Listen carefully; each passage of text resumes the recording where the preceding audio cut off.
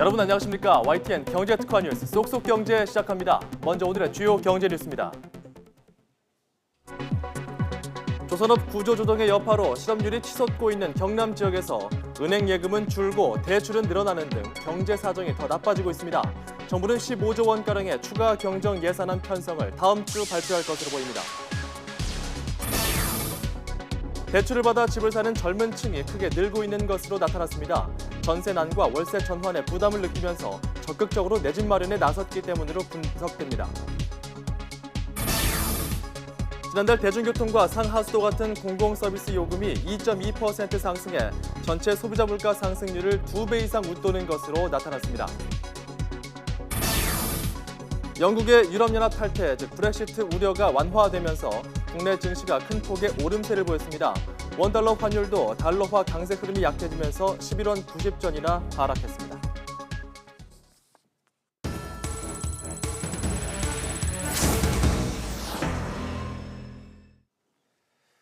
네, 영국이 유럽연합에 잔류할지 탈퇴할지를 결정하는 국민투표가 사흘 앞으로 다가왔습니다.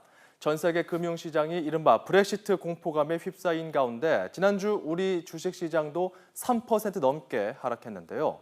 브렉시트가 우리 경제에 어떤 영향을 미칠 수 있는지 경제부 신호 기자와 짚어보겠습니다.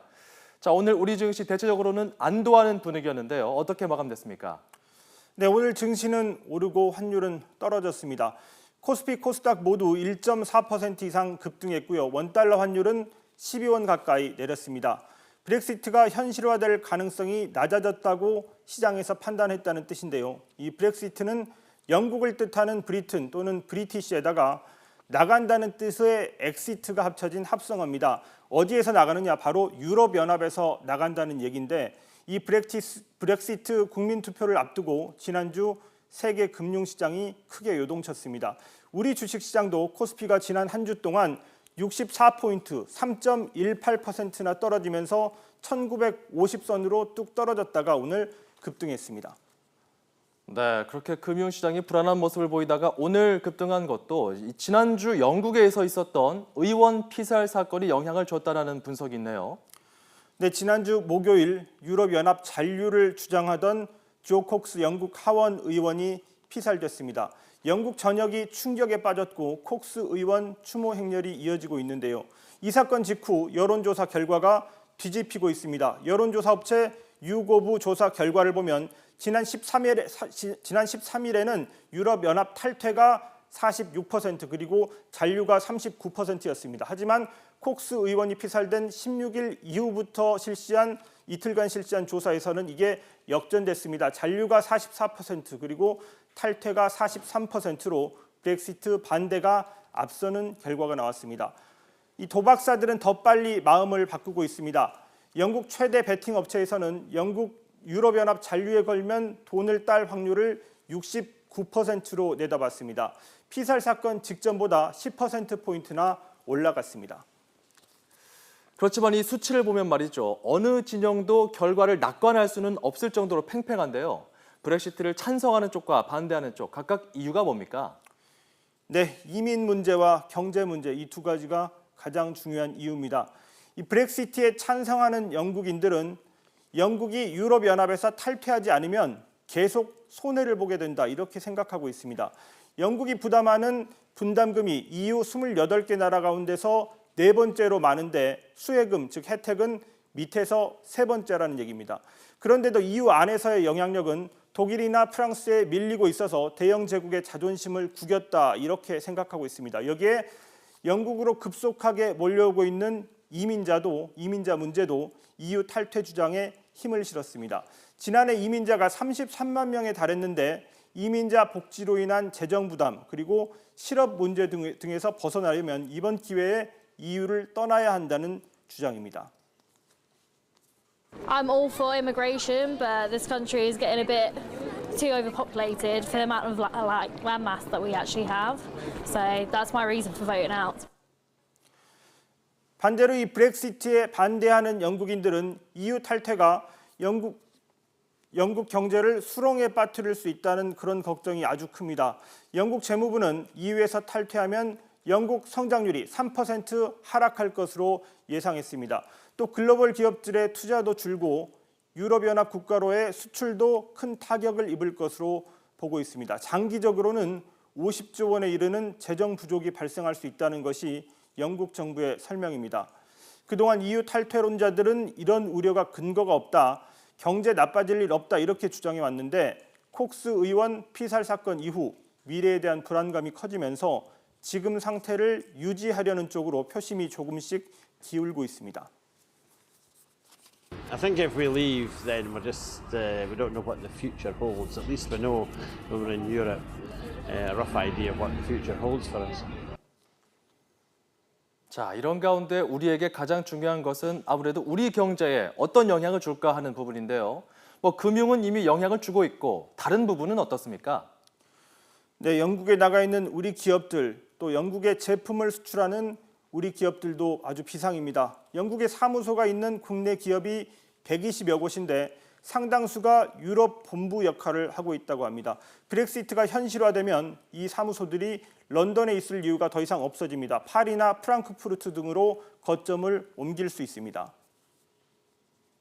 만약에 브렉시트가 실제 된다라고 하면 유럽 시장을 타겟으로 하는 기업들 같은 경우는 한EU FTA가 미적용되기 때문에 충분히 영국을 제외한 유럽 내 다른 회원국으로 이전도 충분히 가능할 것으로 생각되고 있습니다. 네, 또 우리나라 수출도 타격을 입을 수 있습니다. 우리나라는 지난해 영국에 74억 달러 정도 수출해서 12억 달러를 남겼습니다. 유럽연합과 FTA가 맺어져 있기 때문에 상당한 품목을 관세 없이 수출해 왔습니다. 하지만 영국이 EU에서 탈퇴하면 영국과는 따로 FTA를 맺어야 하는데 이게 2년 이상 걸릴 수 있습니다. 우리 수출 가뜩이나 어려운데 한 해 4억 달러에서 7억 달러 수출이 감소할 것이라는 전망도 나오고 있습니다. 영국과 유럽연합의 관계를 재설정하는 2년의 유예기간 동안 우리나라와 영국 간의 교역에는 관세가 부과가 될 수밖에 없는 상황이고요. 그 조정 기간이 끝나고 나서는 다시 무관세 교역이 되거나 혹은 영국과 우리나라 FTA가 어떻게 협약이 되느냐에 따라서 교역이 달라질 수가 있는데요. 그렇군요. 이 수출도 그렇고 우리 금융시장에도 그렇고 변동성이 상당할 것 같은데요. 네, 단기적으로 환율이 많이 오를 가능성이 큽니다. 현재 원달러 환율이 1,100원대 중반인데요. 영국이 EU를 탈퇴하면 안전자산인 달러 선호 심리가 커지면서 원달러 환율이 1,500원까지 올라갈 수 있다는 전망도 나오는데 전문가들은 대체로 지금보다 소폭 상승한 1,200원대를 예상하고 있습니다. 영국의 EU 탈퇴는 우리 주식시장에도 악재입니다. 올해 1월부터 4월까지 국내 주식시장에 투자된 외국인 자금 중에서 영국계 자금이 15%나 됩니다. 이 영국 자금의 이탈 우려도 있고 또 세계 금융시장의 불확실성이 커지면서 다른 해외 자금도 우리 주식시장을 떠날 가능성도 배제하지 못합니다. 여론조사 결과가 EU 잔류 우세 쪽으로 흐르면서 오늘 우리 주식시장도 안도했지만 아직 격차가 근소한 만큼 끝까지 상황을 지켜봐야 할 것 같습니다. 지금까지 경제주민이었습니다.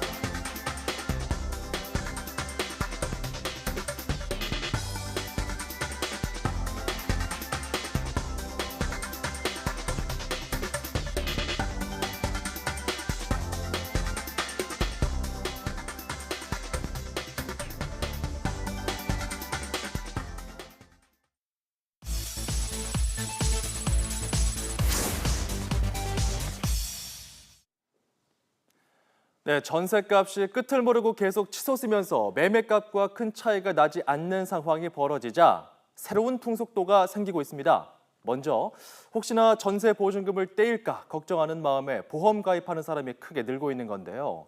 전세 보증금 보장 보험은 전세가 끝난 뒤 집주인이 보증금을 돌려주지 않을 경우 전세 보증금을 대신 지급해주는 상품입니다. 현재 주택도시보증공사와 SGI 서울보증에서 보험 상품을 판매하고 있습니다.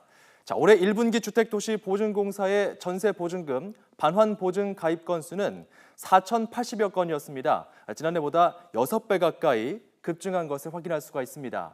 SGI 서울보증의 전세금 보장 신용보험 가입 건수는 역시 지난해보다 25% 정도 증가했습니다. 전세보증금 4억 원짜리 아파트라면 SGI 서울보증 상품의 경우 매달 6만 4천 원을, 또 주택도시보증공사의 경우 5만 원을 전세 계약 기간인 2년 동안 내야 합니다.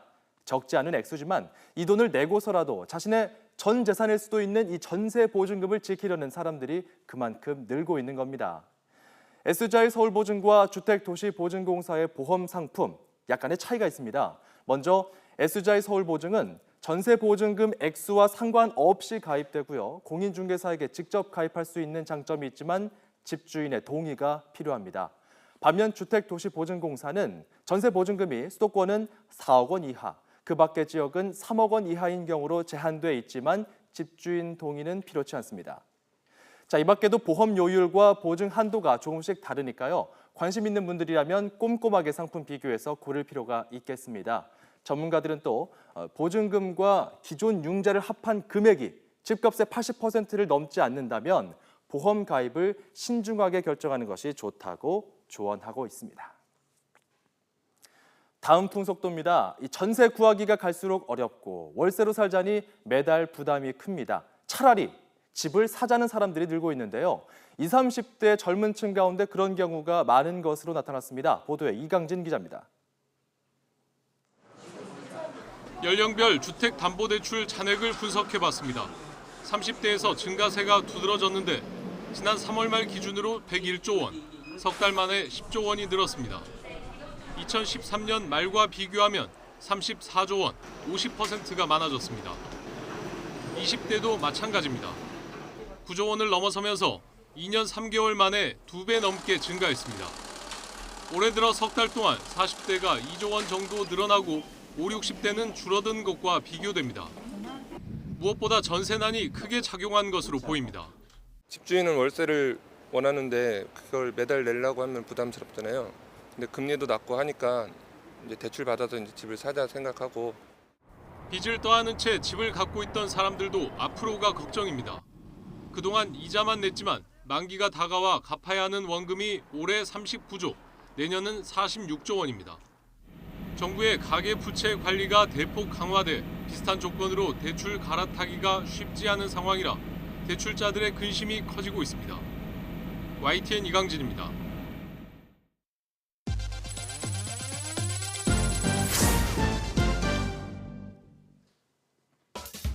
삼성전자가 오는 24일 스마트밴드 기어핏2 공식 출시를 앞두고 내일 사전 판매를 시작합니다. 삼성 온라인 스토어에서 검은색의 기어핏2 222대를 한정 판매하는데 가격은 19만 8천 원입니다. 신한생명과 매트라이프 등에 이어서 ING생명도 소멸시효가 지난 자살보험금을 전액 지급하기로 했습니다. ING생명은 고객 신뢰의 측면에서 회사의 책임을 다하기 위해 소멸시효와 관계없이 가입자들에게 보험금을 지급하고 관련 행정소송도 취하하기로 결정했다고 밝혔습니다. SK이노베이션이 전기차 배터리의 핵심 소재인 리튬이온 분리막의 생산을 늘리기 위해 신규 설비 투자에 나섰습니다.